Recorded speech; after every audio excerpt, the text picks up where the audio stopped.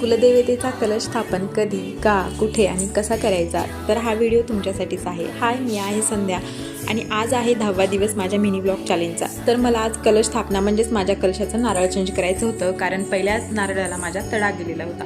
त्यासाठी मी तर सगळी तयारी करून घेतलेली होती. देवघराच्या उजव्या साईडला कलश स्थापना करायची असते. तिथली जागा स्वच्छ करून घेऊ. त्यानंतर लाकडी पाट ठेवायचा, त्यावर एक आसन ठेवायचं, त्यानंतर तांदूळ, त्याला हळदी कुंकू वाहून घ्यायचा आणि असा पितळेचा किंवा तांब्याचा तांब्या घेऊन त्याला 5 कुंकाची पट्टे ओढून घ्यायची आणि स्वस्तिक काढून घ्यायची. त्यानंतर त्याला एक असा लाल पिवळा कलावा बांधून घ्यायचा आणि त्यानंतर कलश स्थापन करायचं. नंतर कलशामध्ये पाणी भरून घ्यायचं. त्यामध्ये हळदी कुंकू, फूल, सुपारी, 1 रुपयाचं नाणं आणि अक्षदा असं टाकून घ्यायचं.